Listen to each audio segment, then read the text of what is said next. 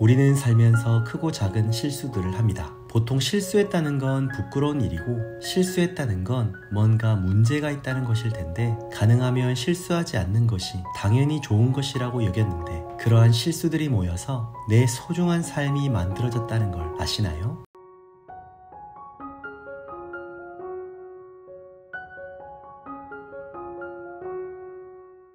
오늘 함께 읽는 책은 모든 삶은 실수로 시작된다 입니다. 이 책은 신태순 작가님의 30가지 실수들이 담긴 인생 이야기인데요. 쉽고 재밌게 술술 읽을 수 있는 책이지만 그 내용이 너무 가볍지만은 않았고 또 어떤 에피소드는 참 많은 공감이 되었습니다. 오늘은 이 책 중에서 제가 크게 와닿았던 내용이나 좋았던 문장들을 소개하려고 합니다. 첫 번째 실수, 진즉 망가져 볼 걸 그랬다. 초등학생 4학년 신태순 어린이는 못 말리는 장난꾸러기였습니다. 온몸을 써가며 친구들을 엄청 웃기던 아이였지요. 너무 신나서 팔을 마구 휘두르다가 중심을 잃고 바닥에 크게 넘어졌는데 그 바람에 병원으로 실려가 수술대에 올랐습니다. 그렇게 까불던 말썽꾸러기 신태수는 죽음의 문턱에 선 이후로 180도 달라졌습니다. 말도 별로 없고 더 이상 까불지도 않는데요. 그때를 회상하며 후회하던 신태순 작가님은 이렇게 말했습니다.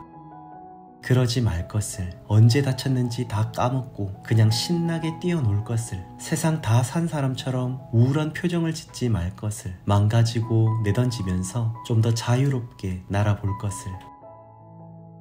성인이 된 작가님은 한참 까불고 친구들을 웃겼던 개구쟁이 신태순이 많이 그리웠던 것 같습니다. 아이를 키우면서 진하게 깨달은 사실이 있다. 온몸을 던져 망가질 수 있는 시기에 유통기한이 있다는 것이다. 조심스레 바라는 게 있다면 아들의 마음밭에 남 눈치 안 보고 마냥 망가짐의 씨앗을 심겨둔 게 언젠가 쓰일 때가 왔으면 하는 거다. 글을 읽으면서 어릴 적의 제 모습이 떠올랐습니다. 저희 가족은 가물을 즐기던 가족이었습니다. 가족 행사가 있는 날이면 거나하게 식사를 한 후에 반드시 노래방에 가서 회포를 풀곤 했는데요. 아이들 중에 가장 맏이었던 저는 노래방에서 신나게 노래 부르며 춤을 추면서 가족들의 즐거움을 담당하는 사람이었습니다. 어릴 적에는 크게 부끄러움이 없이 춤을 추곤 했는데 나이가 들면서 조금씩 부끄러움이 생기긴 했지만 그래도 가족들을 웃게 해주는 것이 좋았기에 고등학생이 될 때까지도 가족들 앞에서 웃기는 가수처럼 노래하며 춤을 췄더랬습니다. 그런데 그렇게 저 한 명이 망가짐을 통하여 모두가 함께 웃을 수 있다는 걸 경험한 저는 시간이 지난 지금까지도 제가 망가지는 것을 크게 겁내지 않고 모두가 함께 웃고 즐거워할 수 있는 그 순간을 더 행복해하는 사람이 된 것 같습니다. 세상 다 산 사람처럼 살기보다 세상 참 살맛나게 살기를 바라는 챕터였습니다. 10번째 실수, 쓸모없는 모험을 해볼 걸 그랬다. 성공의 비밀을 알고 싶었다. 그러려면 실제로 성공한 사람을 만나는 게 제일이라는 생각이 들었다. 이 책을 쭉 읽으면서 느꼈던 점 중에 하나는 신태순 작가님은 참 절박하게 적극적으로 사셨다는 것입니다. 어떻게든 성공하고 싶어서 배우고 익히기 위해 직접 강의를 들어가셨고 그곳에서 좋았던 강사님들과는 특별한 관계를 계속 맺으셨습니다. 보통 강의를 듣고 나면 강사님께 감사합니다 인사 정도만 하고 나오지 않나요? 나도 한 걸음 더 나아가는 열정이 있으면 좋겠다 생각했던 챕터였습니다. 16번째 실수, 진즉 집에 머물 걸 그랬다.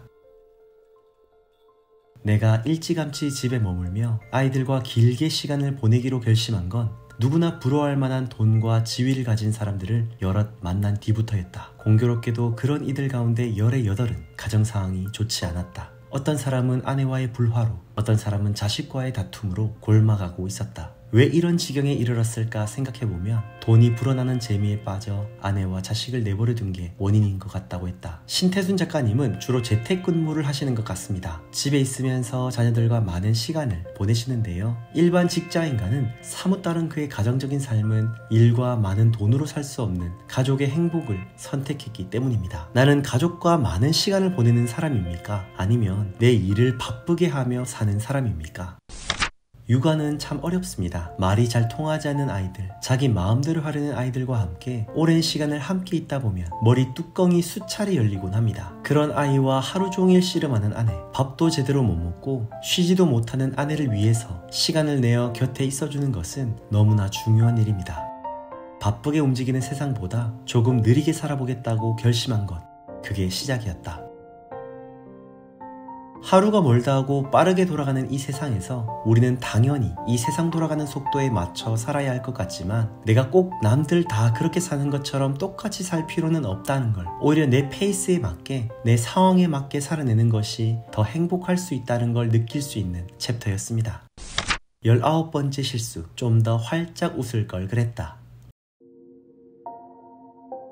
한참을 고민하고 그러고도 망설이고 선택한 뒤 후회하고 또 고민하는 시간들이 삶의 대부분을 차지하는 중요한 순간이란 사실을 난 몰랐다. 선택이 사라진 삶은 죽은 것과 마찬가지인데 난 그저 상대와 부딪히기 싫다는 이유로 생동감을 잃은 채 살았던 것이다.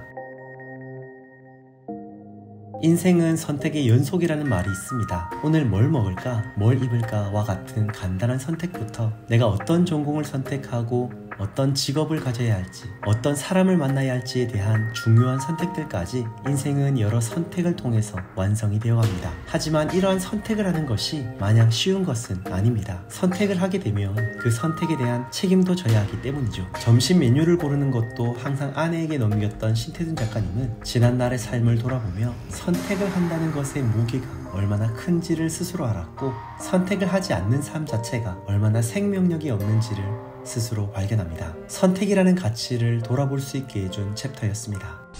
저는 이 책을 읽으면서 제 인생을 다시금 돌아보는 계기가 되었습니다. 인생에는 항상 좋은 일만 있는 것도 아니고 항상 나쁜 일만 있는 것도 아니잖아요. 사람을 믿었다가 사람을 잃어버린 일도 있고 이게 옳다고 여겼던 일들이 돌아보면 아쉬움으로 남는 것도 많고,